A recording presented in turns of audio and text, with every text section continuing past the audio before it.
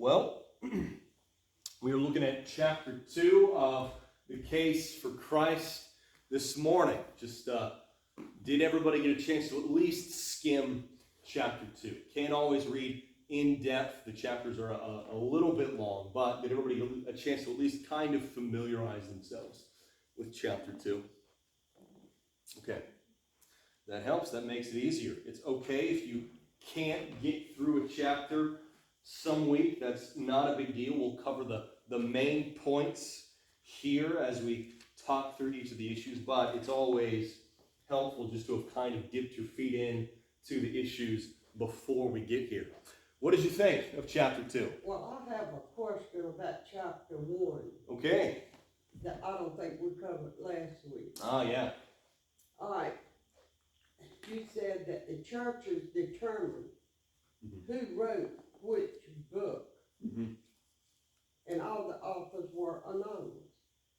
How did the churches know who wrote which book? That is a good question, and it's a really long one. Let's cover that at the end. Remind me at the very end, because we want to get through this first, and then we'll get back and we'll talk through some of that. So, how did the churches determine who the authors were? Basically, it's like you want to look under the hood and kind of see what the process was like, right? Because I know, it was like the Gospels were written so many years before. Yeah, exactly. We'll get to that. Ask me that again at the end. At the end, I'll say, now, is there anything else anybody wants to talk about? And we'll jump into that. But okay, so besides that, what did you think about chapter 2? It's confusing a little bit. A little bit confusing? I thought so too. Yeah. This is one of the issues, is that we're diving into really complicated issues that involve old manuscripts, that involve the way that stories are transmitted, right? The way that history is recorded, stuff like that. That's a complicated and confusing thing, right? And the fact that that's a complicated and confusing thing is part of why skepticism about the Bible is so common, right? Because when you think about it, the objections to the Bible pretty much boil down to snappy one-liners, right? Like little one-liners like, you can't trust the Bible because it's full of contradictions, or you can't trust the Bible because it was written hundreds of years after the fact, or you can't trust the Bible because the apostles made up a bunch of stuff about Jesus. That's all it's snappy one-liners that you could put on a bumper sticker, right? It's all snappy one-liners that it could be a sound bite from like a news story or something like that. The little quotes they'll put at the very, very bottom. They're all one-liners. They're all unbelievably simple, and they all just have the kind of the force of being simple and straightforward and easy to digest. That's what the objections to the Bible are like. But then the defenses of the Bible are not like that, are they? Defending the Bible against those snappy one-liners involves a long, deep, careful, measured look at a vast pool of evidence, and most people don't have the patience for that, right? You have the patience for, you can't trust the Bible because it's full of contradictions, but you don't necessarily have the patience for the long, careful, close look at the evidence that you have to do to disprove that, right? It's kind of like, I might be about to piss some people off here. The 2020 election. Remember the lawsuits that Trump's lawyers brought after the 2020 election? It was like, Hugo Chavez rigged the election. That's a one-liner. It's not true. But you have to sift through a whole bunch of really complicated technical jargon to figure out that no, Hugo Chavez did not rig the 2020 election. You have to look through a whole bunch of really complicated, difficult, technical info to see that no, the Dominion machines were not hacked. You have to look at a bunch of complicated, technical, difficult information to see that no, there weren't a whole bunch of votes dumped into the election overnight. So somebody can come and start yelling really simple things saying that the 2020 election was rigged, but you have to go through a really long, slow, difficult, technical process of looking really close at a bunch of difficult information to demonstrate that it wasn't. Most people don't have the patience to do the second thing, so they default to the first thing, right? Like I said, that's kind of a hot topic, but this is like that. The objections to the Bible are bumper sticker quotes.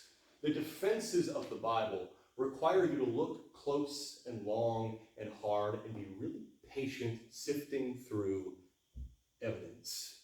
And so most people default to the first thing. That's why so many people are so skeptical of the Bible. It's because the objections to the Bible are so simple. And even though they're so stupid, they go down easy, right? But the defenses of the Bible are long and slow and complicated and difficult. We want to make these long and slow and complicated and difficult defenses of the Bible as simple and easy to swallow as possible this morning. That's part of why we both read the book and talk through the issues together, because we can boil down some of the complicated stuff from the chapter together this morning. And so let's dive right in and do that. We're going to ask 2 questions this morning, so one less than last week. So hopefully we can get out of here a little earlier. We're going to ask 2 questions instead of 3. The first question is, do the Gospels preserve reliable history? The second question is, were the Gospel writers trustworthy? So do the Gospels preserve reliable history? And were the Gospel writers trustworthy? So, first things first. Do the Gospels preserve reliable history? This is like last week. We touched on this just a little bit, but we were only able to scratch the surface. We want to talk a little more in depth about this question. We're going to honestly talk a little more in depth about this question pretty much every week. We're going to inch just a little further down the line. We're going to touch on 1 or 2 issues each week, talking about whether or not the Gospels preserve reliable history. But for now, do the Gospels preserve reliable history? What do you remember about what Lee Strobel and Craig Blomberg said in the chapter about this? You can read from the board and cheat, that's okay if you want to. I won't stop you. But what do you remember about what the book says in this week's chapter? Do the Gospels preserve reliable history? They had a photogenic memory. Yeah, so they would have had a photogenic memory. That's a really good word to use, actually. Photogenic, or a lot of people call it like a photographic memory, like the famous Baptist preacher Charles Spurgeon was said to have a photographic memory. There's actually an even more, I don't even know what you call it, there's a more advanced version of that. They call it like eidetic memory. My friend John, back in high school, had what's called an eidetic memory over at Southern Baptist Theological Seminary. Not the one that I went to, but if you go to Kentucky, it's in Louisville, Kentucky, the president of the Southern Baptist Theological Seminary, he's a guy named Al Mohler. He has an eidetic memory, and so they like to do this thing where if you go and you visit the campus and you go on tour, they'll just pick somebody on the tour, right? So somebody who's like touring the campus, thinking about going there. He'll say, you, go to this building, go to this room, that's my office, grab a book off the bookshelf. And so they'll have him like run over to his office. You'll grab the book off the bookshelf. You've never met the man in your life. You've never been to the campus in your life. You come back and you bring a book. He's like, what book is it? And you'll say what book it is. And he'll say, okay, turn to a random page. And you can turn to a random page. And he can say, what page are you on? And you'll say, I'm on page 56. And you'll say, okay, how many lines down are you? And you can say, 10 lines down.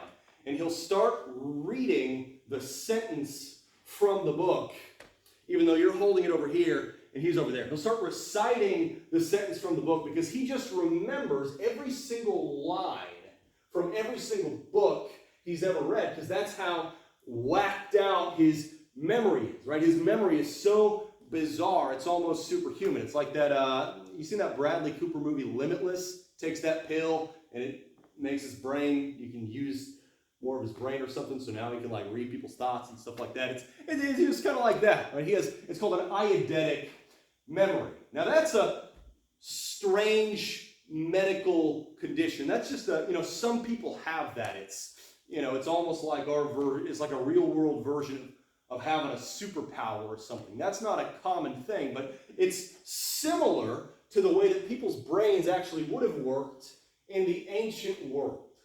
So one of the things that we commonly hear about the four Gospels is that we can't trust the four Gospels because back in the day, the stories about Jesus would have transmitted kind of like a game of telephone.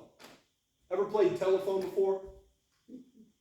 So telephone, it's like when you get a group of people together, usually kids, it's a kids game, and you have the kids like lined up from here over to the end there. And so you'll whisper something in this kid's ear, and then this kid will whisper something into that kid's ear, and that kid will whisper something into that kid's ear, and that kid will whisper the same thing into that kid's ear. You're trying to get the same message across from the first kid all the way to the last kid, right? So if you whisper, God bless America to the first kid, you're trying to get it so that the last kid will also say God bless America. You want the message to transmit uninterrupted from the first kid all the way to the last kid. What usually happens when you play telephone? It's not the same. No. Like this kid, you whisper God bless America in this kid's ear, and by the time it gets to the last kid, it's like Hail Satan, or something like that, right? It's something totally different by the time you get to the end, because for whatever reason, it's just the chain of transmission. One kid will slightly mishear, and so when he sends it to the next kid, he'll send what he misheard, and then that kid will slightly mishear, so he'll send it to the next kid what he slightly misheard, and by the time you get to the end, the message has changed. The message is different. The message is wrong. They say that you can't trust the Gospels because clearly these stories must have transmitted down the line, kind of like a game of telephone, right? They say maybe Jesus came into town and maybe he said something like, love your neighbor. But when that story got transmitted, one person would take that story of Jesus coming into town and preaching a sermon about how you need to love your neighbor.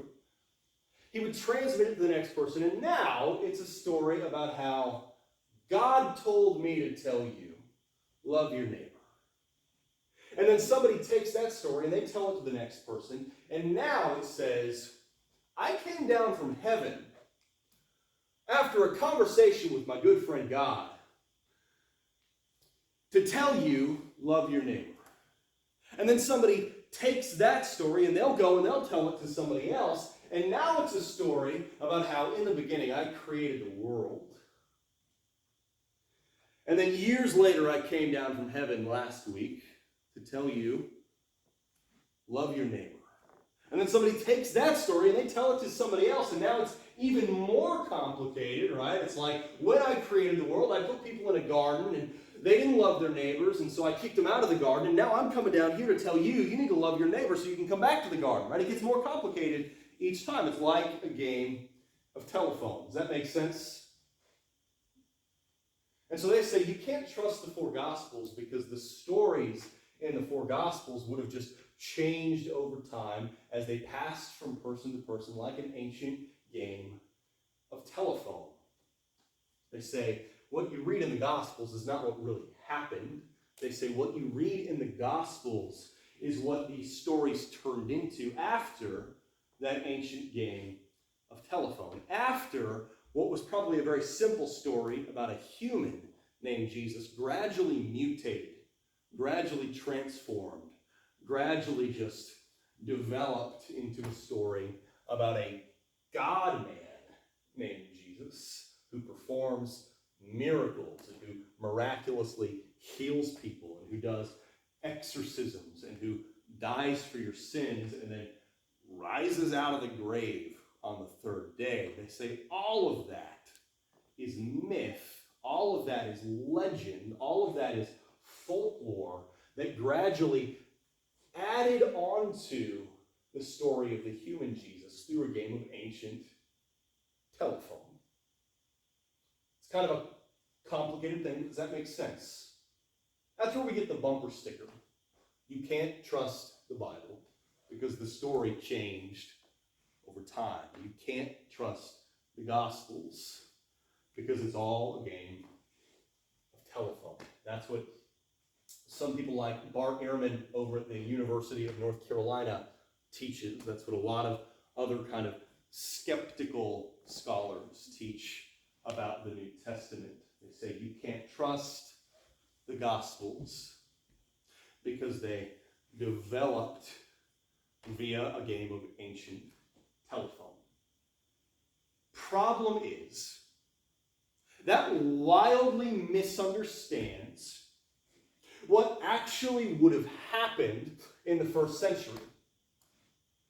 That bumper sticker that you can't trust the Gospels because ancient game of telephone, that only makes sense if you don't know anything about the first century Jews that all of this happened to. That only makes sense if you don't know anything specifically about how their memories worked. If you don't know anything specifically about how they recorded their history. One really important thing to know that absolutely obliterates the little bumper sticker about the ancient game of telephone is that the Jewish people obsessively recorded their history.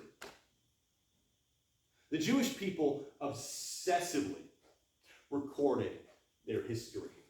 Kind of the same way that the ancient slaves in America obsessively recorded their history. There's a lot of parallels, right? The Jews were slaves in Egypt for 400 years, and in America, the African Americans were slaves for a little more than 100 years. And in the same kind of way, they both started obsessively recording their own history because nobody else was going to record their history for them. You know what I'm talking about?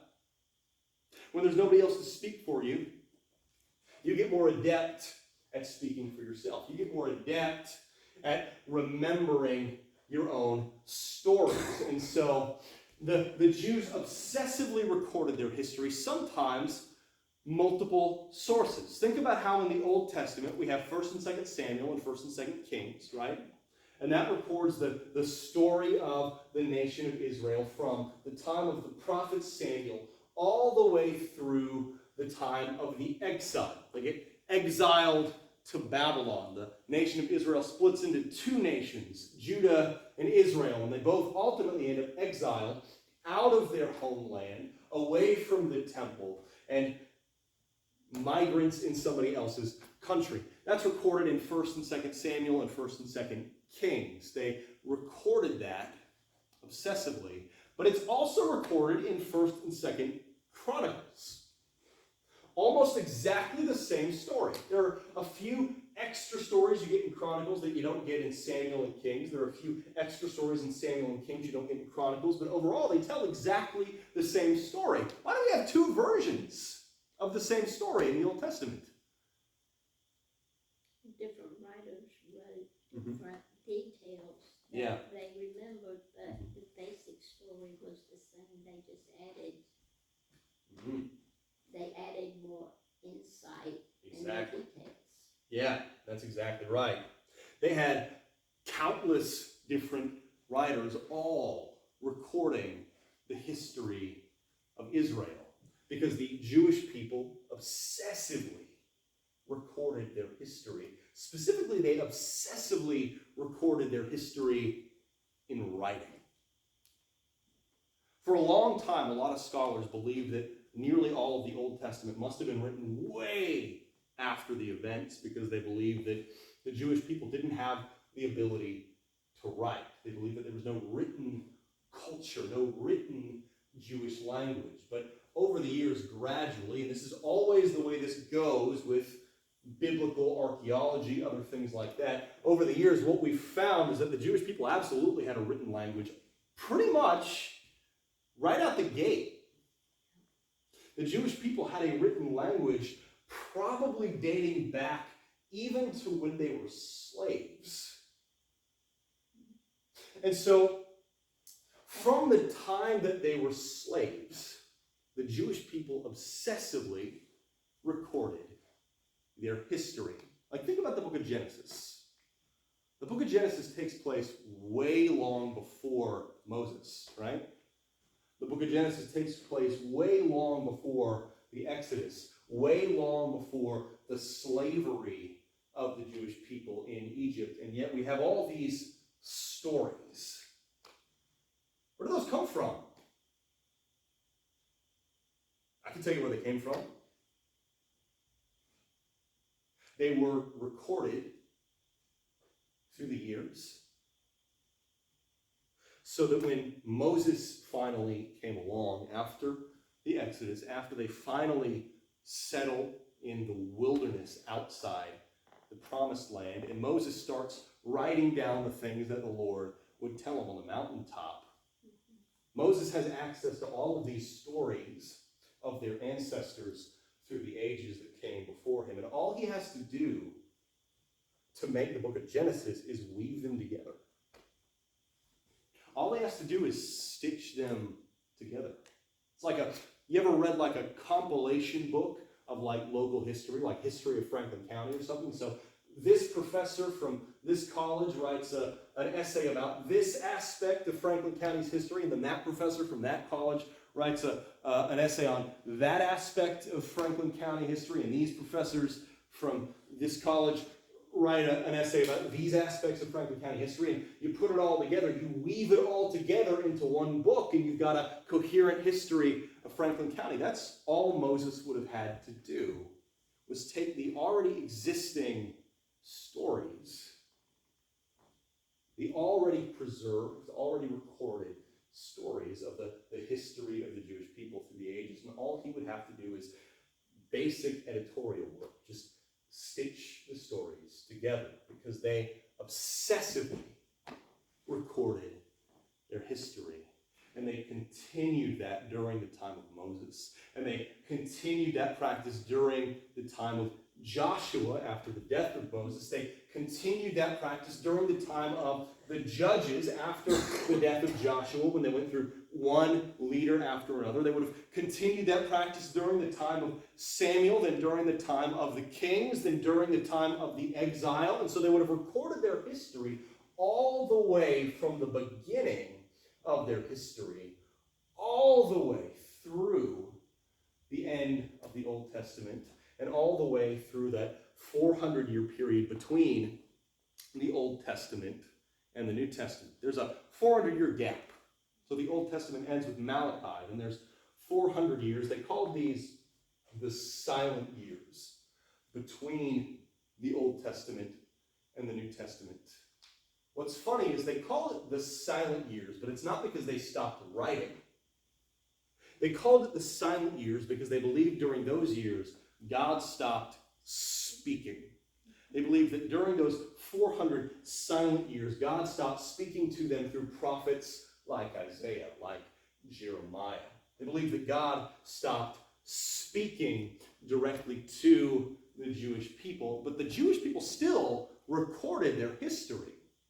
Most of the books that Catholics include in what they call the Apocrypha are books that were produced during that 400-year period by the Jewish people. They were writing out their history in books like Maccabees, books like 3rd and 4th Esdras, books like Judith. They were recording their history, but they weren't trying to record sacred documents. That's the difference. That's why they separate it out and call it the Apocrypha, or they call it the Deuterocanonical books. It's because those books were written to be useful. They were written to preserve the history of the Jewish people, but they weren't written to be part of the Bible. And so during the 400 years, the silent years, the Jews still obsessively recorded their history because that's what the Jewish people did. They recorded their history. And yet, one of the things you commonly hear is that the New Testament or the four Gospels couldn't possibly be trustworthy. They couldn't possibly be reliable. They couldn't possibly be accurate because the ministry of Jesus would have taken place among illiterate people. You ever heard that one? Would have said Jesus is going from village to village. It wasn't like America today where most people are at least basically literate, right? Back then, there were very few literate people in the area. Back then, there were very few people who could read. That's part of why, back in the first century, you would go to the synagogue every day and the rabbi would read the word of the Lord to you. A lot of people are like, the rabbis are trying to control them, right? The priests were trying to control everybody. They would just read the Bible to them. They wouldn't let them read it themselves, but they would do that because nobody could read. They did that because everybody was illiterate, right? It would be like if you came here every day and I read a couple of chapters of the Bible to you and then you left and that was your Bible reading for the day. If you can't read, that's pretty good, right? And so everybody was illiterate during the first century except for the priests, except for the rabbis, except for the politicians, except for the tax collectors, except for the important figures in the community who had to be literate. They would have the time to learn to read, but the average farmer would not. The average peasant would not.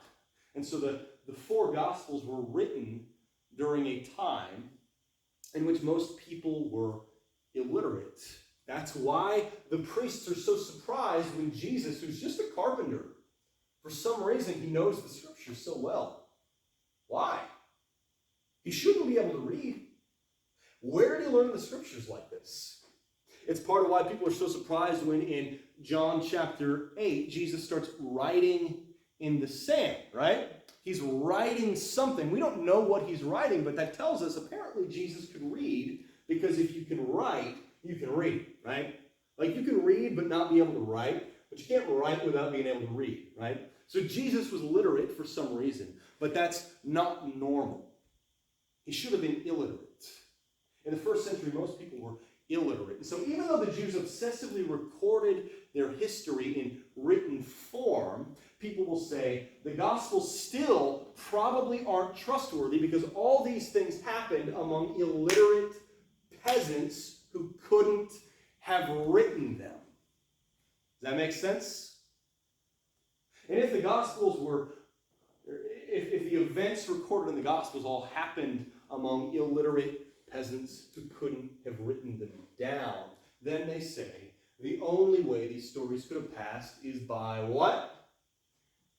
The ancient game of telephone. Here's the problem.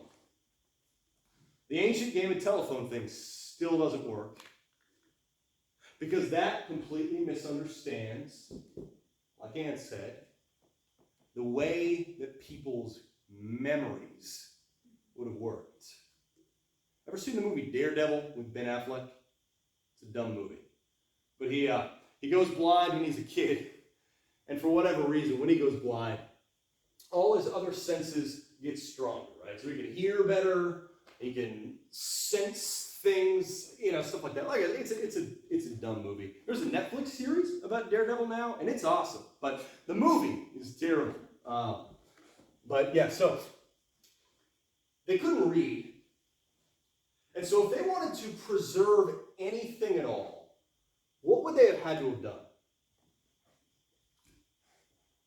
You might remember Lee Strobel and Craig Blomberg talk about this in the book.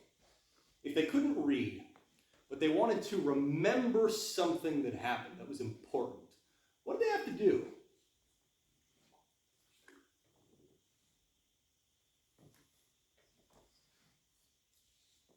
Did they just have to pass it down verbally? Yeah. Pass it down? They had to verbally pass it down, yeah. They had to memorize it. They had to commit it to memory. They had to burn it into their memories, right? Do you remember your first ever phone number? Me too. 335-0552. It's a Frisco, Texas phone number. Back in the day, you didn't have to do the area code. You could just type in the number, right? Now you have to put the 972 area code in. But my first ever number was 335-0552. Do you remember your first ever home address? Yeah, 1305 Lakeview Drive. I remember mine too. I have to think really hard about my current home address, right? I have to think really hard about Elisa's phone number, right? It would take me a few minutes to figure it out, and yet I can remember my mom's first cell phone number from when I was a kid. I can remember my first home phone number. I can remember my first home address because I committed them to memory. We can do this with a lot of things, right? I don't know about y'all's generation, but my generation can tell you exactly about how the mitochondria is the powerhouse of the cell. Was that a thing when y'all were in school? My generation, the American school system got it in its head that it was just imperative that we learn that the mitochondria is the powerhouse of the cell. And there were a handful of other things that they were just determined that we needed to know. They didn't teach us anything about like how to do our taxes, how to manage money. They didn't teach us any home ec stuff. They didn't teach us a lot of useful stuff, but we know about the mitochondria because they burned it into our memory, right? They committed it to our memory. The same thing would have been the case back then. Think of the way that you remember probably every word or thereabouts of the Pledge of Allegiance. It's burned in your memory, right? In the same way, it would have passed things down via oral history because they were an oral society, not a literary society. When you were an oral society, that's like a verbal society, like an audio society, rather than a written society, you get much more into the habit of committing things to memory. Just as a case in point, think of the way that today, people my age, I'm one of them, we don't know how to get anywhere, right? Like you can give us directions, you're wasting your time. Just give us the address, and we'll put it in the GPS. Your directions mean nothing to us. Like the cardinal directions mean nothing to people my age. You'd be like, you're going to go west on here, then you're going to turn north, and we're like, dude, give me the address. I'm going to put it in my GPS, because that means absolutely nothing to me. Because we've lost that skill. That skill is atrophied away, because it's not as necessary now. In the same way as the shift from oral society to literary society, as a shift from hearing society to reading society happened, the ability to commit things deeply into our memories started to atrophy away, right? Our ability to really memorize important information in depth started to atrophy away. So today, when you're complaining about like millennials who can't find anything, who can't get anywhere because of the GPS thing, remember that once upon a time, the complaint was like, oh, these kids can't remember anything. They can read now, right? So, it just happens every generation. But as the shift from hearing society to reading society happened, we started to lose the ability to commit things deeply to memory. But in the first century in the Promised Land, that was not the case. The basic way that people recorded things was not by writing it down. The basic way that people recorded things was by committing it to memory. And they had a very specific process to commit things to memory. They talk a little bit about this in the book, but we're going to talk a lot about it today. Do you remember what that process that Lee Strobel and Craig Blomberg talk about? How did they commit things to memory back then? That's okay. Now, I think about in Deuteronomy, that principle was put into place that you train a child, you teach it to him morning, noon, and night. Yeah, that's exactly right. Repetition. God put that oral history. And the Jews consistently 3 times a day set their children down. I mean, my dad took the Bible so literally, he did it when I was young. We stopped 3 times a day, and we read the Bible, and we went through a book of the Bible at lunchtime. But that was the way it was passed from generation to generation because God made that a commandment. Exactly. I can't remember which chapter in Deuteronomy, but it's a pretty common verse. Yeah, he says it several times. The Jews wore the symbol on their forehead. Yeah. That their history was to be engraved into their brain. That's exactly right. That's exactly right. They would have done something like what Miss Connie just described. Now, by this point, it had actually gotten less intense, probably unfortunately, but they had a specific process of committing important things to memory, important stories to memory, important history to memory. What they would do was they would gather in the village square every night. Starting to come back to you.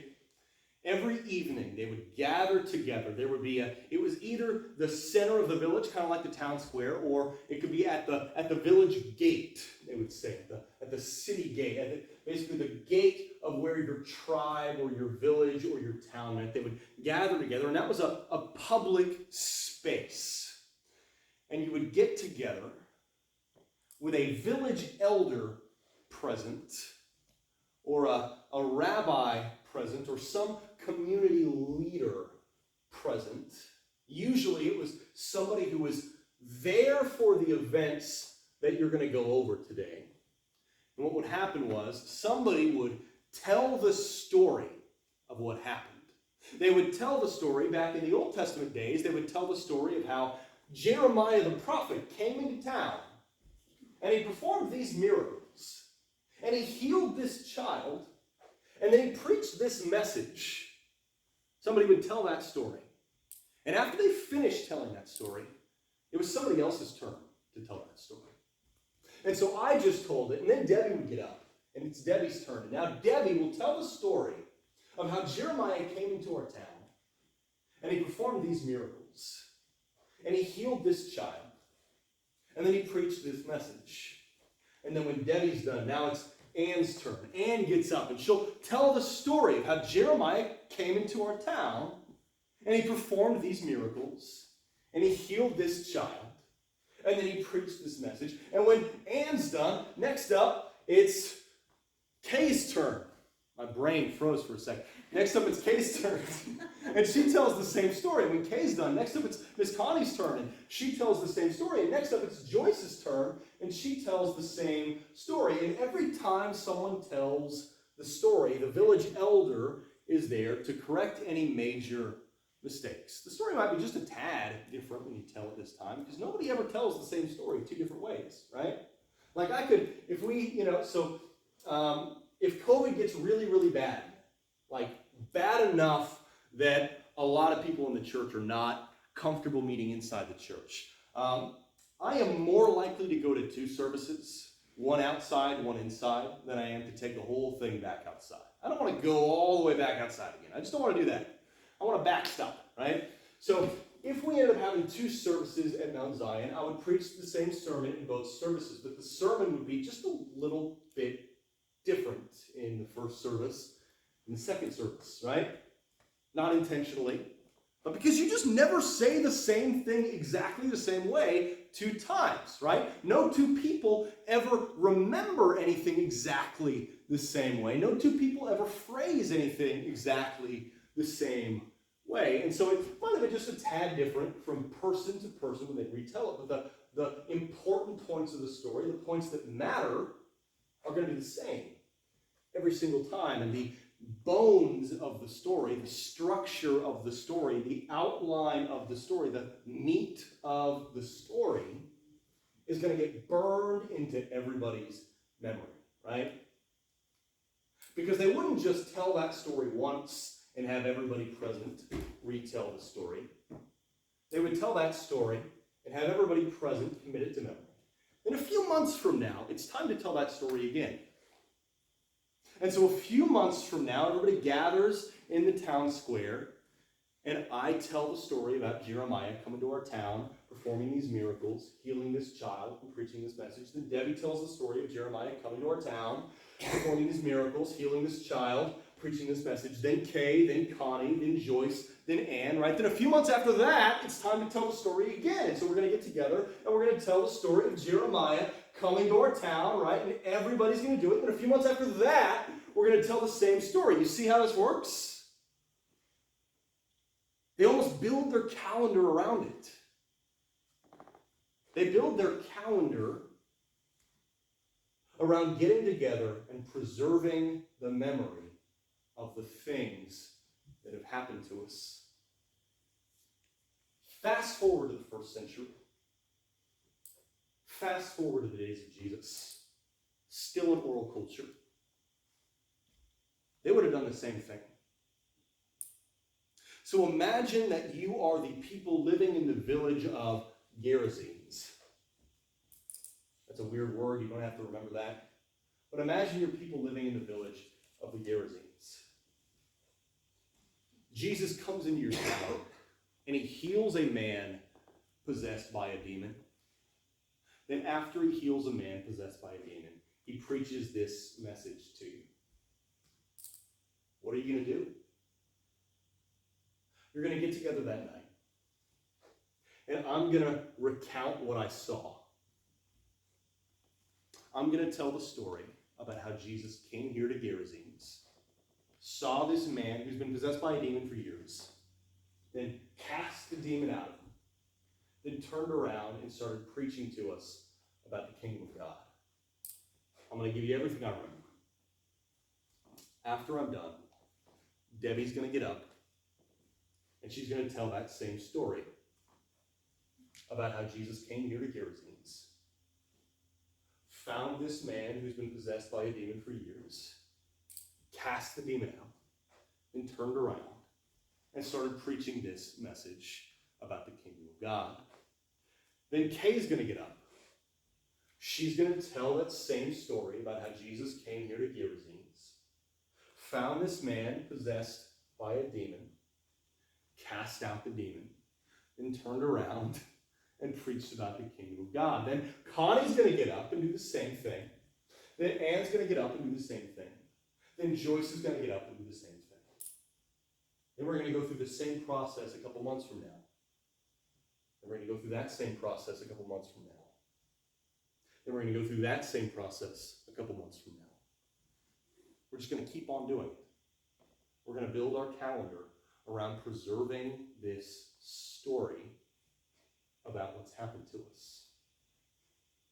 So, when Luke comes around, or when Mark comes around, or when John does a tour of the Roman Empire to go back to all the places he went to with Jesus as he's working on his gospel, or as his students are putting together his gospel, whichever way it went, or same with Matthew, all they've got to do is go from town to town, find out what stories they have about when Jesus came through,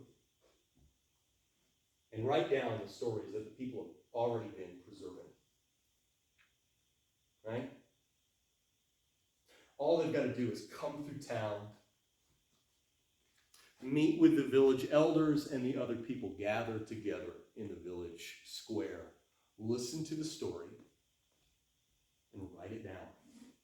Listen to what Luke says here at the beginning of his gospel. He says, many have undertaken to draw up an account of the things that have been fulfilled among us, just as they were handed down to us by those who from the first were eyewitnesses and servants of the word. Therefore, since I myself have carefully investigated everything from the beginning, it seemed good also to me to write an orderly account for you, most excellent Theophilus, so that you may know the certainty of the things you've been taught. Luke's saying, I did the work of a first century journalist. I went from town to town to town to town to town that Jesus passed through. And I wrote down the stories they had preserved. All Luke had to do was write down the stories these villages had already been meticulously, obsessively preserving orally for years. That means that when Luke shows up to write down their stories, they haven't gone through a game of telephone, have they? It hasn't been sloppily passed down from kid number 1 all the way down to kid number 17. It's not like the God Bless America that becomes Hail Satan by the end, right? It's not a game of telephone. It's not a game at all. It's the people of the community getting together and meticulously, repetitively burning it into their memories so that when Luke arrives with a quill and a papyrus or whatever, all he's got to do is write down what they've already been obsessively preserving. So the telephone thing is full of it. The telephone thing doesn't work. The telephone thing only works if you know absolutely nothing about oral cultures, absolutely nothing about Jewish history, absolutely nothing about the way the first century works. So when a person says you can't trust the gospel because these stories would have mutated and changed and evolved over time, what they're telling you is, I don't know what I'm talking about. Because all Luke, all Matthew, all Mark, all John had to do was write down what each of these villages have already been preserving. So that's the first thing. Do the Gospels preserve reliable history? Yeah. Yeah, they do. But there's a second question. Even though there's more subpoints on this, I think we'll actually get through this quicker because this is a really complicated thing, right? These are all fairly simple things. And so, second things second, were the gospel writers trustworthy? That's the second issue that Lee Strobel and Craig Blomberg tackle in our chapter. Were the gospel writers trustworthy? And they cover more than 3 things, but these are the 3 that I wanted to pull out and talk about a little bit more. Does anybody remember specifically what Lee Strobel and Craig Blomberg end up saying about why we should believe that the gospel writers were trustworthy? Well, the third thing you have down there, the people believed what they heard. Yeah. And they believed it to the point they were persecuted, Mm-hmm. and they never wavered from the truth of what Jesus taught them. Yeah. They were willing to die, That's exactly right. and they believed in gut level. Mm-hmm. It was not hid knowledge, it didn't hit their belly. Yeah. I mean, that's just a term that is deep. Sure. Yeah, no, that's good. Unless you really, you're not willing to lay your life down. Mm-hmm. That's right, yeah. So the apostles suffered for writing the Gospels. They suffered immensely for writing the Gospels. And there's actually more to that than it sounds like at first. Because one thing that you could easily jump in with is a lot of people die for things that are not true, right? Muslim suicide bombers die for things that are not true, right? But this is different. And there's a reason why this is different. Because when Muslim suicide bombers die for a false religion, they're doing that as people who do not have the kind of inside knowledge the apostles did. You know what I'm talking about?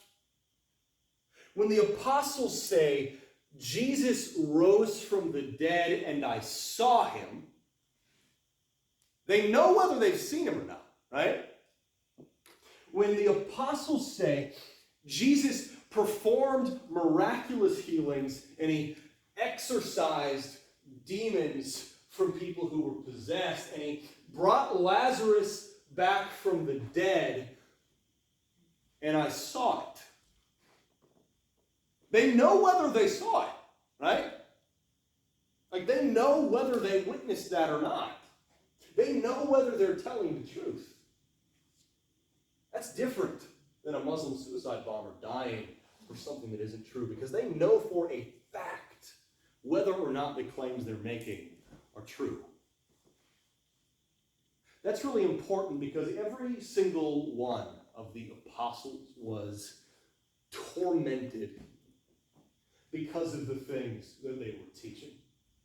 This is going to get graphic and really uncomfortable, but I'll try to keep it reasonably tasteful. I want to give you a sense of just what they would have gone through in order to give these stories to us. The apostles, every single one of them, was tortured mercilessly because of the things that they testified to in the four Gospels. If you know a little bit about the Roman Empire's torture regime, you can get a sense of what they would have gone through to get these stories to you. The Roman Empire was horrific. A lot of historians talk about Rome as if it was like this great utopia, right? It was not a great utopia. They talk about it like it was the most advanced civilization the world has ever seen. It was not. It was pretty sketchy, right? I mean, in a way, it's sort of like America now, where if you live in the big cities, you have a lot of access to some of the finest technology and so on and so forth. But if you live in the ghettos, you might as well not live in the 21st century, right? If you live far enough out in a lot of the rural places, there's no hospital access. There's not plumbing in some places. In North Carolina, you literally can't get a plumb line over to your house, right? But Rome was like that, but even more extreme. And Rome was even more regressive than we could possibly imagine. You remember the controversies in the U.S. over breaking the Geneva Convention, right? Torturing inmates. Remember Guantanamo Bay? Rome had about 1,000 Guantanamo Bays. We shouldn't have one Guantanamo Bay, obviously, but Rome had about 1,000. Every prison in Rome was a Guantanamo Bay. And Rome's Guantanamo Bays were filled with Christians. Specifically, Rome's Guantanamo Bays were filled with apostles. Rome's Guantanamo Bays were filled with people who had witnessed Jesus and then testified to him. And so imagine with me that you are one of the apostles. You've been traveling around the empire and you've been preaching, I walked with Jesus. And I saw him performing miracles. I saw him healing the sick. I saw him raise the dead. And then I saw him rise from the dead. Imagine you've been traveling around the empire preaching that message. And because of the fact that you've been traveling around the empire preaching that message, eventually a couple of Roman government suits show up, throw you in the back of their first century Roman van, they drive away to first century Roman Guantanamo Bay, and they start torturing you. And they say, all of this will stop if you will just admit you made it all up. They're trying to crush the Christian religion right out of the gate because they couldn't control it. And so they throw you into Roman Guantanamo and they start torturing you. And they say, all of this will stop if you will just admit you made it all up. First, they start breaking your fingers. They break the fingers on your left hand. And they say, you can keep the right hand if you'll just admit you made this all up. But you say, I can't do that because I didn't make it up. So then they go and they do your other hand. And they go down to your feet. But this time they're not breaking toes. I gotta get better at that. They get out a saw. And they saw into your left foot. They saw halfway down through the bone. They say, we'll stop here if you'll just admit that you made it all up. And you say, I can't because I didn't make it up. And so they go ahead and saw through the rest of your foot. Then they move on to the next one. They get halfway down and they say, okay, same deal. You can keep this foot if you will just admit that you made it all up. And you say, I can't because I didn't make it up. And so they get more and more intense. They just start beating you to a bloody pulp, and then they hang you up by your tendons, and they say, we don't have to start this back up tomorrow if you will just admit that you made this all up. And you say, I can't because I didn't make it up.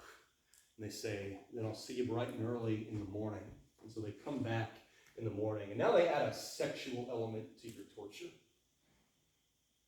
Now they're assaulting you in that way. And they say, this can be the end of this if you'll just admit that you made it all up. And you say, I can't because I didn't make it up. And so they say, okay. And so they neuter you. Some of you grew up on farms, you know how that works. You say, okay, that could be the end of it if you'll just admit that you made it all up. And you say, I can't because I didn't make it up. And so then they bring in some wild dogs, maybe some rats, and they have them start eating around the places where they've cut off some of your appendages. And they say, this can stop as soon as you admit that you made it all up, and you say, I didn't make it up. And so then they open you up and start removing your organs while you're awake. And they say, this can end if you just admit that you made it all up. We'll put you out of your misery. And you say, I didn't make it up. And they just keep going. Eventually they start burning you. Eventually they start pouring different acidic materials on your wounds. It just keeps getting worse and worse and worse. And every single time they say, all of this can stop. You will just admit you made it up. Let me ask you a question. If you had made this up, would you stick to your story?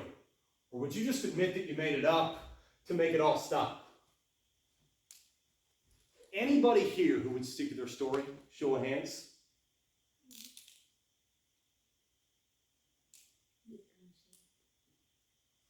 And yet they all stuck to their story.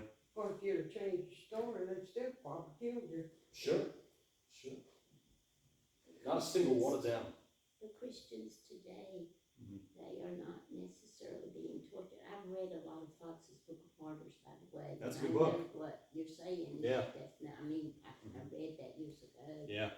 But they're beheading Christians today in Afghanistan by the hundreds. Yeah. And they have the choice to say, I will relent my fate. But they don't, because it's in their good. Yeah. That's exactly right. That's exactly right. So when you put somebody through that kind of torture, and they still say, I didn't make this up. I saw these things happen. Jesus actually performed these miracles. Jesus actually healed these people. Jesus actually cast out those demons. Jesus actually rose from the dead. It's probably because you actually saw those things, right? This is a different thing entirely from Muslim suicide bombers dying for something that's not true. This is dying because you know for a fact that something is true, because you saw it, and because you are so impacted by the things you saw that you are literally not willing just to say, I made it up to save yourself. That's how deeply the things you saw and heard impacted you.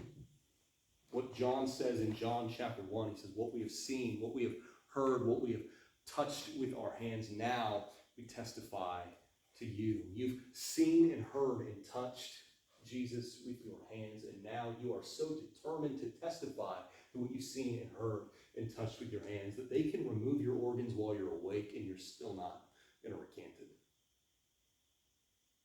That's how determined the apostles, the authors of the gospel, that's how determined they were to stick to their story. Maybe I'm weak, but I don't think you stick to your story in a situation like that unless your story is literally the only option you have. So that's one reason why we should very much believe that the gospel writers were trustworthy. There are two other reasons that are kind of anticlimactic compared to what we just talked about. First things first, the Gospels are filled with the stories where the apostles look stupid. Right? Peter keeps flying off the handle in a way where I'm not even sure he should have had car keys. Right? Peter keeps flying off the handle in a way that's literally outside the bounds of what 1 Timothy says makes you eligible to be an overseer of any church, right? Let alone to be Peter, the overseer of all the churches, right? Peter looks like an idiot throughout the gospel. So if you're Peter and you're trying to tailor-make some good propaganda that makes you look good, right? That makes you look wise, that makes you look smart, that makes you look like somebody everyone should just shut up and listen to. If you're Peter and you're trying to fabricate a gospel, are you going to include all those dumb Peter stories? Probably not. You're probably only going to include them if they actually happened, right? And if you're willing to be honest about that, you're probably being honest about the rest, right? Same thing goes for James and John, right? John, the author of John's Gospel, and his brother James. So they record themselves being idiots, asking Jesus if he'll give them a promotion, if he'll put them at his right hand. I don't even know what that would entail, right?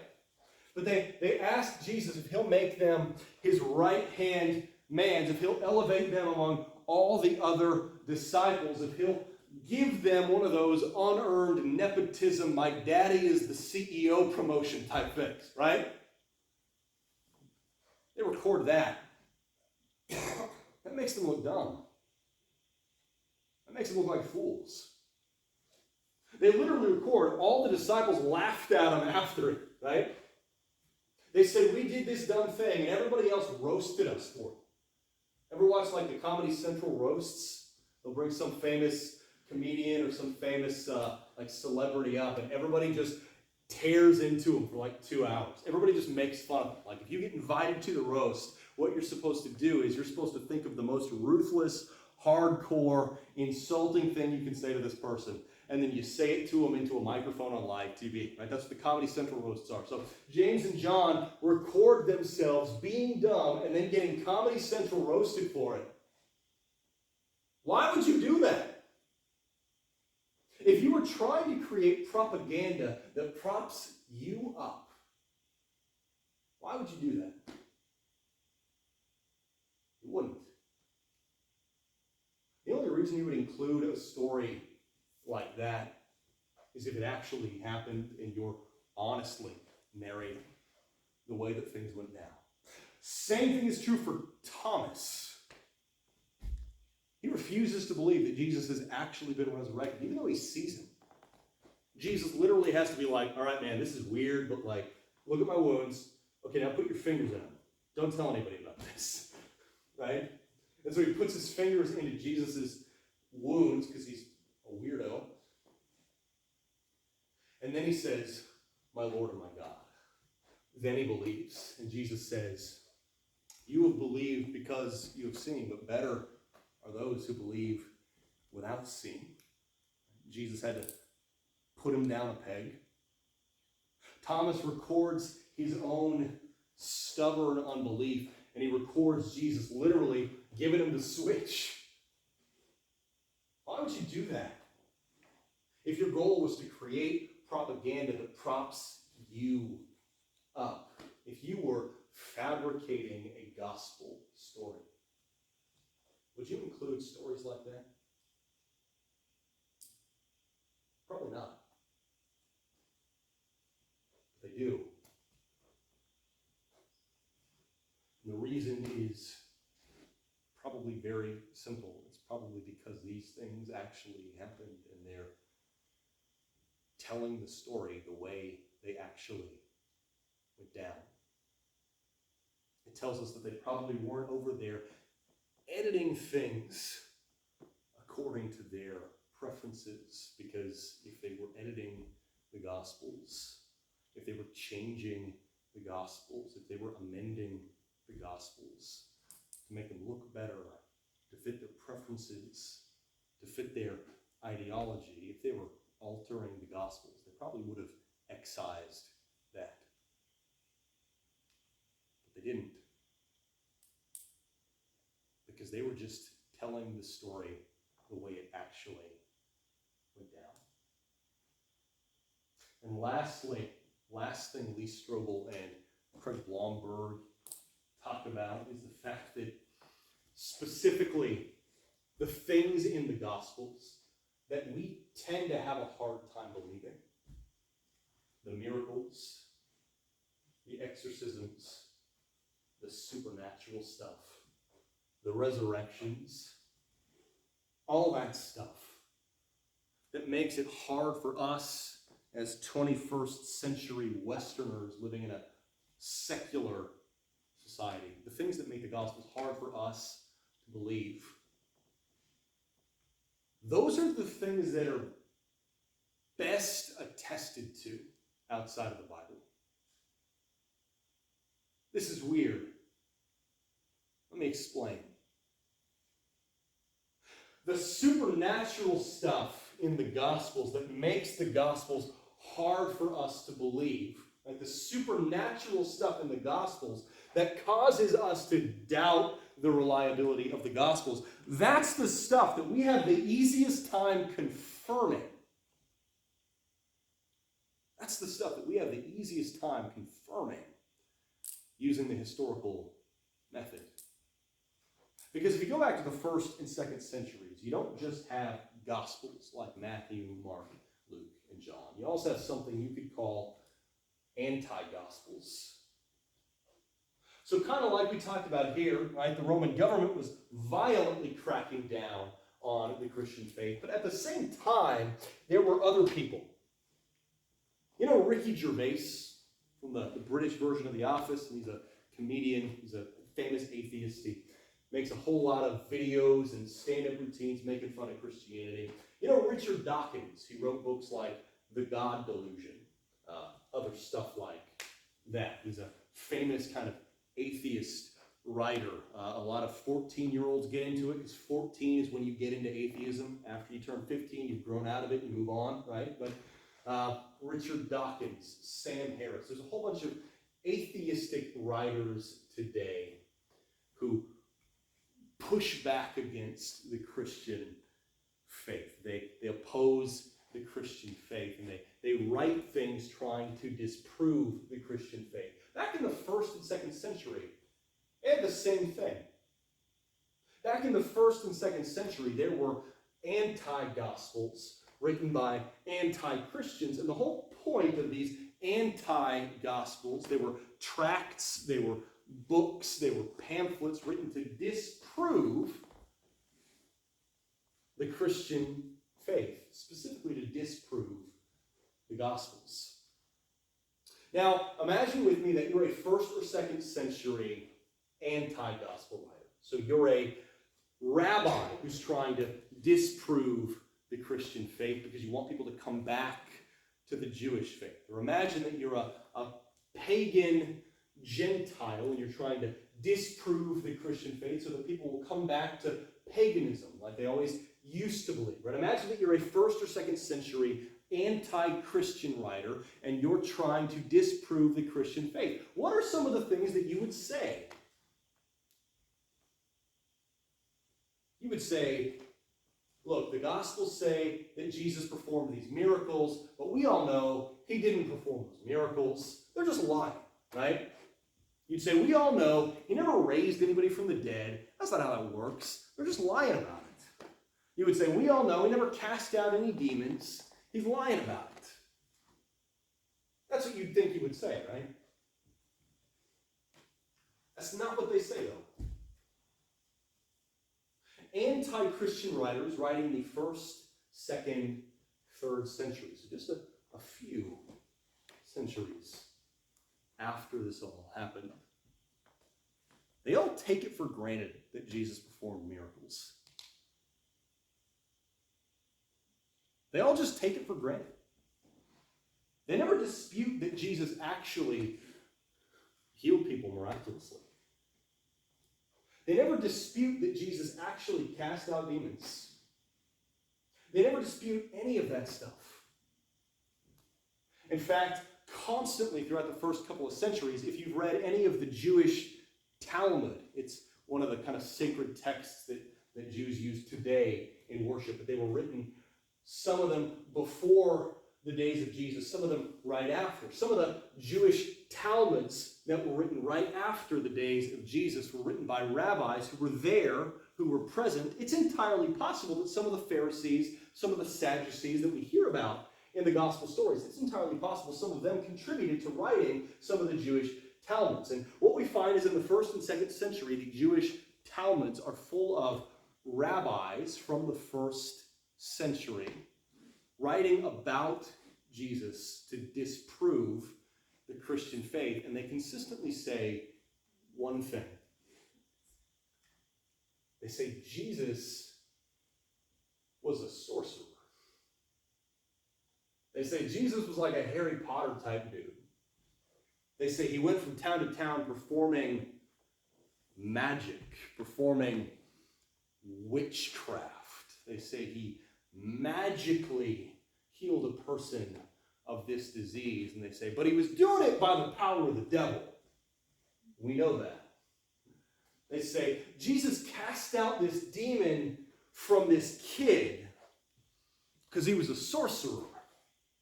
They say Jesus rose this guy up from the dead because he was a sorcerer. They say Jesus did all these miracles. They don't dispute that. They agree with the Gospels about that. The only thing they disagree with the Gospels about is why he was able to perform miracles. They say Jesus performed miracles because he was working with the devil. That's what they say. Or you've got Roman writers who say it's a well-known fact that Jesus was clearly killed on Friday, and then he was alive and walking around again the following Sunday. Everybody knows that. They don't dispute that. The only thing they dispute is why he was alive again on Sunday. And so some Roman writers are like, the apostles did some kind of weekend at Bernie's type thing, right? They were walking Jesus around like a puppet to make it look like he was alive, so then they could spin a story out of it, right? They say, everybody has seen Jesus alive and somehow speaking, so maybe they were doing ventriloquism or something, right? Maybe they were doing some kind of puppetry type thing, but they don't dispute that Jesus died on Friday and was alive, at least it seemed, on Sunday. They don't dispute that he was doing these miracles. They don't dispute that he was performing healings. They don't dispute that he was exorcising demons. All the supernatural stuff in the Gospels, all the stuff that makes the Gospels hard for us to accept, that's the easiest stuff to confirm from a historiographical standpoint. The hard stuff in the Gospels is corroborated. That's a big word, but bear with me. It's confirmed by anti-Christian writers.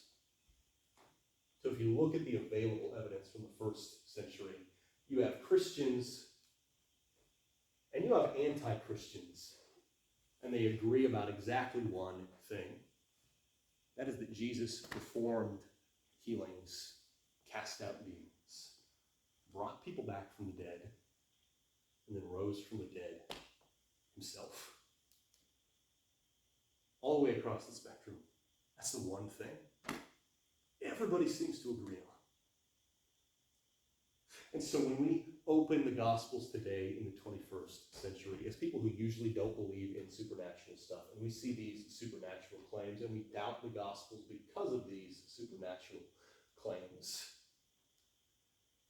one of the things we need to remember is that the people who doubted Christianity back then also agreed with these supernatural claims. So, were the gospel writers trustworthy?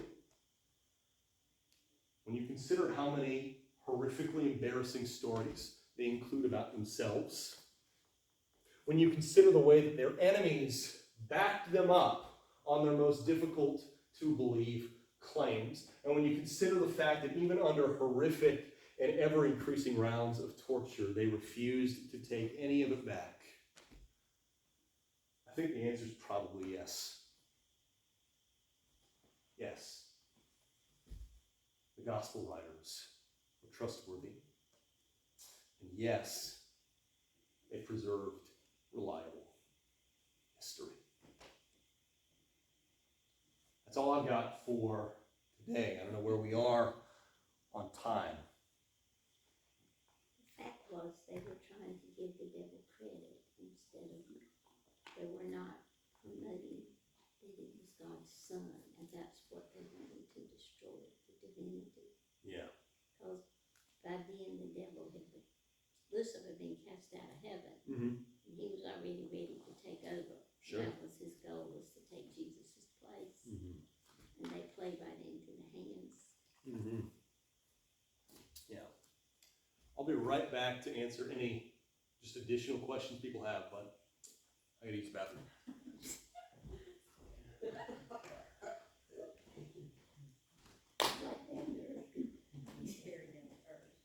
That's why what he says makes so much sense. Because he should be teaching. I know my cousin's son, he lives in Chapel Hill. And I don't know if that was a professor, but he taught the Da Vinci Code. And Trey has never believed in Jesus since. He destroyed his faith with one course. And that he's going to have twin babies, and his mom was a strong Christian. He had one prayers for me. She said, I'm not, because then they can support the church. It's pitiful what the universities can do when they get a layer, all the reality of what you can do. That was what happened with Trey. He went from innocent active. That was English freshman. He just did it when he and he's never come back to it. He will, but he won't yet. That's all we have to do. I believe he will, that's why we pray. In fact, I'm gonna mail him a copy. His mom, About 9 months, and we got one. Yeah, very interesting. Yeah, it is. You have to read every chapter. I do. I had to read it all in one time the first time. And then I try to underline what I think might be a key part, because It's hard to read to me. it is hard to read. I have to go. You have to really stretch the brain. I had to That read it. man was so, the theologian he was talking to was so intelligent, it sort of goes across here. You have to read it. Read it. Well, are there any other questions that anybody wants to cover? Anne's question. Yeah, so Anne, you asked, since the Gospels never specifically identify their authors, like Matthew never says, hey, it's me, Matthew, I want to tell you about this stuff, right? And so on and so forth. How do we know, or like how did the early church find out who wrote them, right? How did they determine who wrote which book? Yeah, so basically, the answer is probably more anticlimactic than you're hoping, But, I mean, basically what they would have done. I figure it must be the way they preached or something, because everybody's gonna do it different. That's actually really good. That's actually really good. Yeah, no, you're on the right track. So there's a couple different things that you could look at. Part of it, though, is you got to think about the way these books spread, right? So back then, they didn't have the internet, right? They didn't have the printing press until the 16th century. So if you wanted to copy something, how did you do it? By hand. Yeah, by hand on a scroll, exactly. Ever have any of your parents make you copy a book word for word? I know a lot of people's parents taught them how to write. They would have them copy their favorite book. So you'd hold your book up to the light and you'd put a piece of paper on it and you'd write over the book. So back in the first century, not an information age, not a technological age, the only way that you could spread anything is by personally copying it out by hand and then sending it to the person you wanted to spread it to, right? So imagine at first Mark's gospel. Generally, Mark's gospel is assumed to be the first gospel that was written. Some people disagree with that, but this is the scholarly consensus, and I think it works. I think it makes sense. So generally, it's believed that Mark's gospel was the first written. Now, Mark's gospel was written according to Papias and a bunch of other early Christian leaders who knew a lot of the apostles, were trained by some of the apostles, right? According to Papias, Mark was written by John Mark. John Mark was Paul and Barnabas' partner. If you read Acts 13 and 14, you can see John Mark was with them. He was on their missionary journey. He was going from town to town. He was preaching the gospel alongside them. But eventually, it gets too intense for him. You know, some people can handle getting brutalized in one town after another. Some people can't. There's nothing wrong with being someone who can't. That's okay, right? You don't have to go out and subject yourself to that necessarily. Now, there's going to be times where, somebody's going to put a gun to your head and say, deny Jesus. You need to not deny Jesus, right? But in general, so what Mark does, he leaves and he says, look, I got to get out of this. I got to find a different way to be useful because I just can't handle this. Every time we go to a new town, somebody throws rocks at me until I almost die. I just can't do this anymore. And so he leaves. He goes, the story has it, as far as we know, he goes back to Rome and he starts working at the church at Rome. The church at Rome is run by who? Peter. At that point in time, Peter was in charge of the churches at Rome. You might remember from some of our sermons and Wednesday night Bible studies before. Back in the day, it was uncommon for there to be a Mount Zion Baptist church type church. Usually it would be 15 or 20 people would gather in a person's house, and that was one church, and 15 or 20 people would gather in somebody else's house, and that was another church, and the same thing. So all over the city, there'd be little house churches, basically. Anyways, but Peter was in charge of all these house churches in Rome. He was the head over them. They eventually started calling that bishop. The position of bishop stopped being necessary as churches got larger and started meeting in single buildings. You didn't need one person who could go and visit all these different churches, but Peter was basically the bishop of Rome. John Mark starts working with Peter, is what from what we understand from history. And as John Mark is working with Peter, it's the mid-40s by now.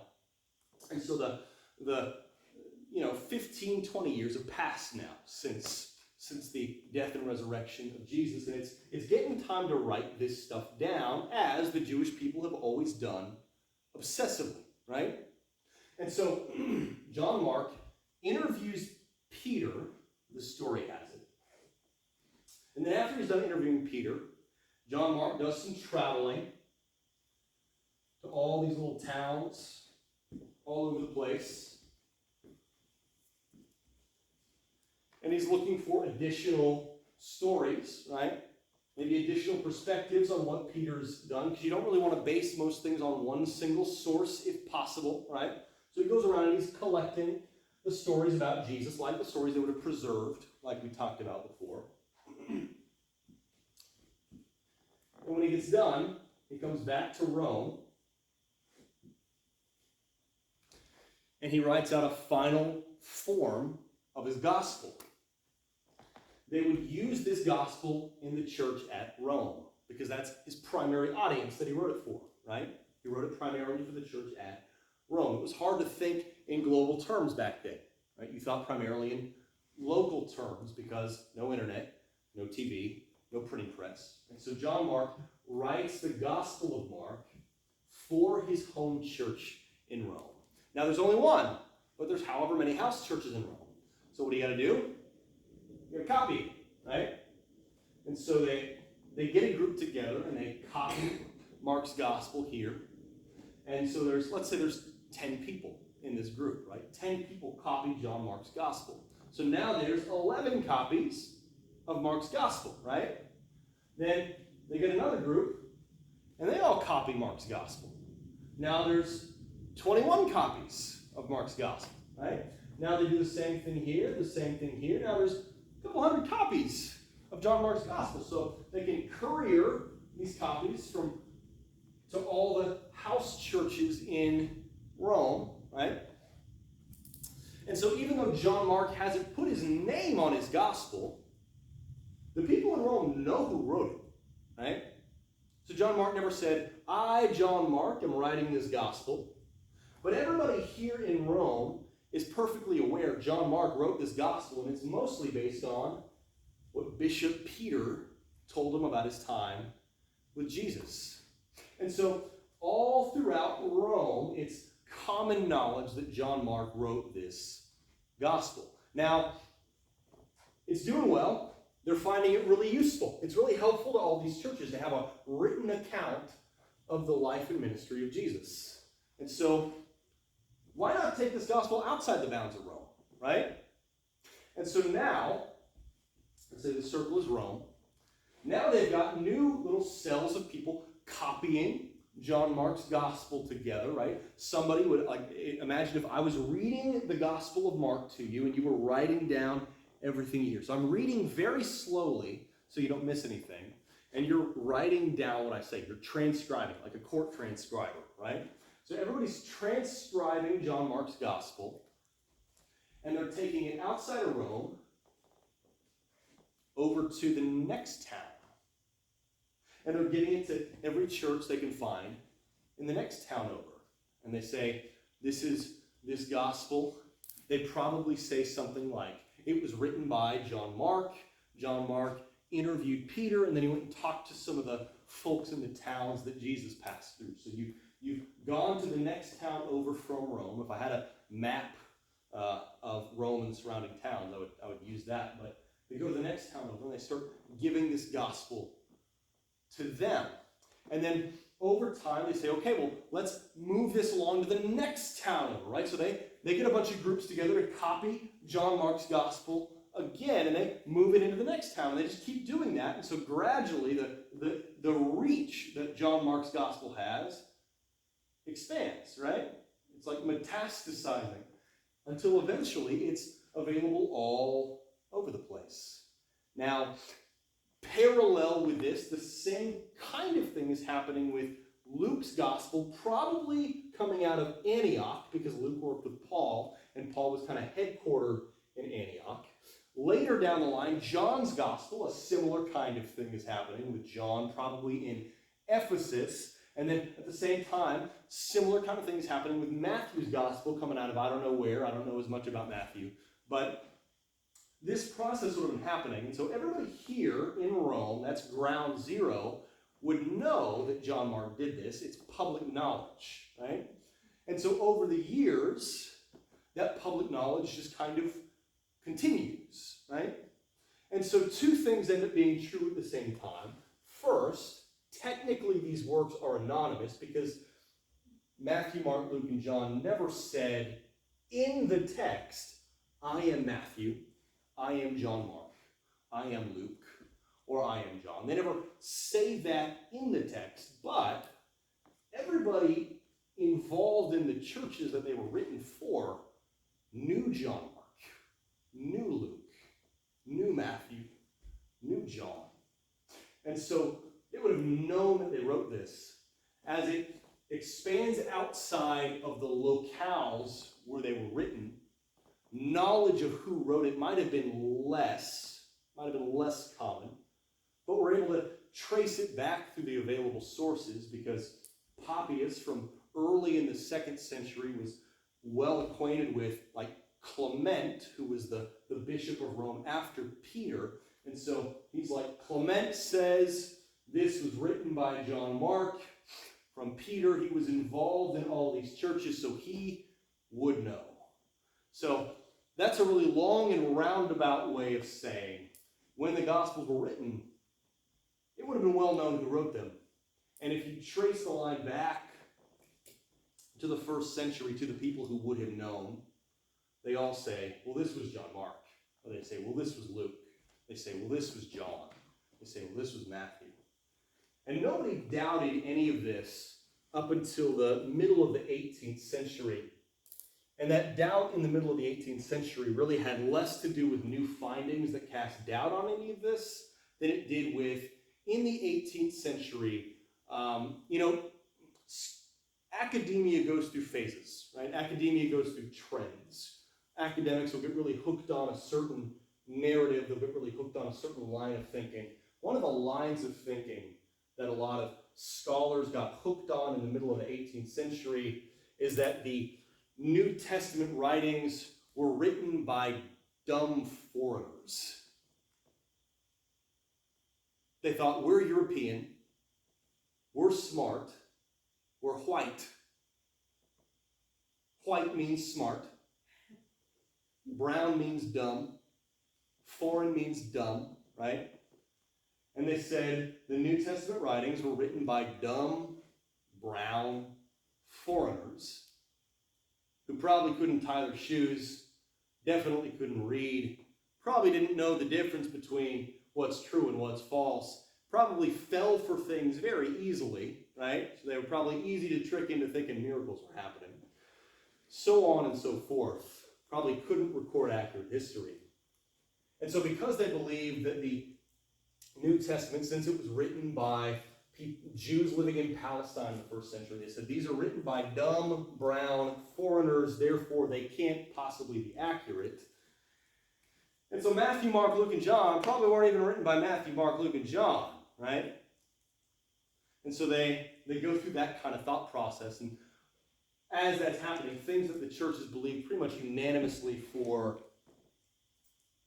almost 1,800 years, they start to shift away from and find kind of new theories for how these things went. Does that make sense? That was a very good explanation. Oh, thank you. Thank you. Are there any other questions? I know everybody wants to go to lunch, so if you need to leave, you can, but I'll be here to answer any questions anybody has.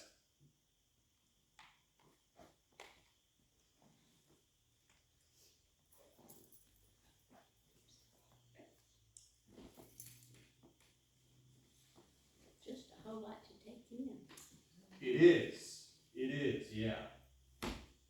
That is true. One of the things, I mean, part of why a lot of this ends up being very difficult at first, over the weeks, I think you'll find the book gets easier to understand as you get used to kind of the style and just the content. But one of the reasons this kind of stuff tends to be so difficult to understand early on is because we usually are trained up in the church to think that the Bible is something that just sort of fell out of the sky, right? Like, this is funny, kind of mean, but when I was in the youth group back in the day when I was like youngin', there was a student there. Yeah, there was a student there, and she would always say things that she thought were like really, really smart, but like were kind of painful. She would say like, atheists, if there's no God, who wrote the Bible? It's like, Oh my goodness. oh man. But you know, it's like, it makes sense because we're raised up to think of the Bible as something that just appeared out of nowhere, right? To think of it as something that just fell out of the sky. And the problem with that is that when you teach kids that way, when you raise Christians up to think of the Bible as a book that just fell out of the sky, what happens is it's really, really easy to shake your confidence in it the second you introduce them to anything at all that talks about like the transmission history of the Bible, right? It's easy to shake their confidence in the Bible once you introduce anything at all that talks about how these works were written or how they spread or how they were preserved, because now you're talking about an incredibly human process of spreading things, of transmitting things, of preserving things. And if you've been taught to think of the Bible purely as a book that just fell out of the sky, then all of this seems wrong, right? All of it seems like, can I trust the Bible if somebody wrote it? You know, right? I don't remember growing up, going to Sunday school, anybody really talking to me about who wrote what book. Yeah. We were more focused on the Bible stories, and the literature was more about the different stories in the Bible. But I don't believe growing up there was any emphasis about who wrote the Bible and was it true. You just assumed it was Sure, true. yeah, absolutely. And I don't ever remember anybody talking about that. Yeah, yeah. And that's why when kids go off to college, they say it's fiction. That's true. Because they don't bring it down to the reality of how the world really works. And when a statement like that would be Da Vinci Code just destroys Yeah. thousands. And the devil just had planted it that way. And the professors were so convincing. Sure. But see, God gave you the gift to convince them the other way. Yeah. We have a great difference winning this. Well, thank you. I appreciate that. Yeah, I think a lot of young. I need to record everything we say. Oh, take care. Take care. Yeah, don't feel bad if you have to leave. That's fine. Yeah, well, we do record these. So if you do you have the church on Facebook? I don't know if I found it yet or not. I'm slow in technology. That's okay. I'll Yeah. find you. Yeah, these are the recordings are available on the church's Facebook and the church's YouTube account. I want my cousin to listen to what you're saying so she can minister to her son. Sounds good. She's really worried about him Oh, Yeah, I being a understand. novel. I And I'm understand. coming.